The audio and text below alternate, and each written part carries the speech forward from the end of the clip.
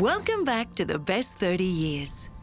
The great poet Mary Oliver once wrote, "Tell me what it is you plan to do with your one wild and precious life." As we age, our options can become limited, but sometimes we spend more time thinking of how difficult aging is rather than how important these years are. So tell me, what is it you plan to do with your one wild and precious life? I'm often asked that, and I always say, you've got to keep laughing.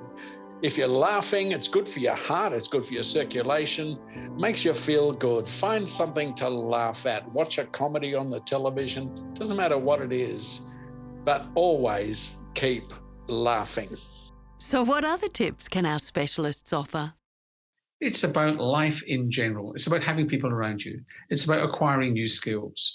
It's about cooking in the Mediterranean style. And I mean cooking, because cooking cooks up anti-aging compounds that you can't buy in the chemist shop. And it's being aware that you want to be in control of your life and making your own decisions. That's the kind of recipe that does keep you younger longer. And just as your mind can affect your physical health, your feet can affect your posture. This can cause aches and pains, even headaches. We need to wear really good shoes that support our feet well, that fit us well, so that we can remain stable and functional and fit for a really healthy, active life. Every bit of us is interconnected. Your gut health can affect your mood and perspective. Your teeth can affect your gut. So brush your teeth twice a day. Use an electric toothbrush. It does a much better job. Floss your teeth. This is not an option. Use a fluoridated toothpaste. Don't cut out fluoride from your water. And most importantly, visit your friendly dentist twice a year.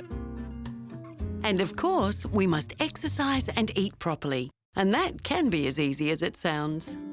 When I was working in residential aged care, we used to say to family members, take your loved one out into the sun with a small tub of yoghurt. That way they're getting their calcium and their vitamin D. Serve a fruit in the morning and then an apple at lunchtime, so I know that I've ticked off my 2 serves of fruit a day.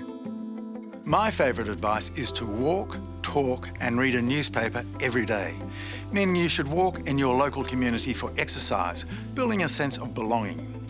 You should talk to the local retailer and your neighbours when you see them regularly. And by reading a newspaper, you will expand your understanding of what is going on in the world, so your conversations are broader. And don't just assume you're well. Make the most of modern science and medicine and confirm that you are. For example, knowing the real health of your heart.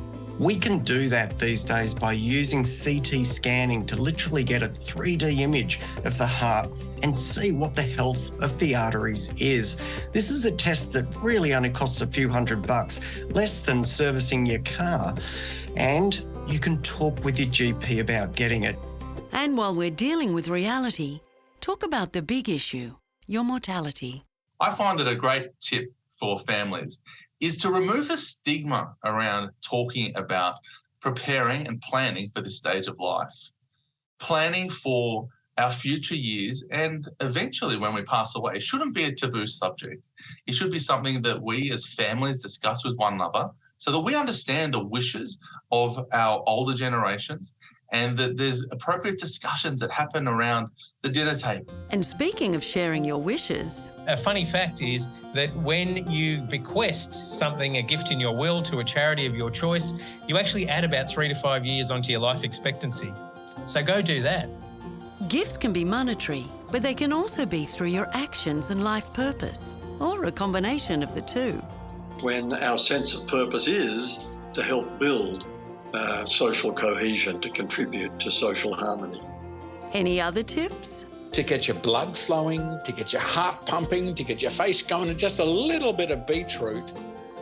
I think it's always good to listen to talkback radio, those deep voice right-wing guys, because they will make you feel a little bit of rage. And there's nothing like a little bit of fury to make you feel alive. Coming up. If you feel like you hate everyone around you, you probably need to eat.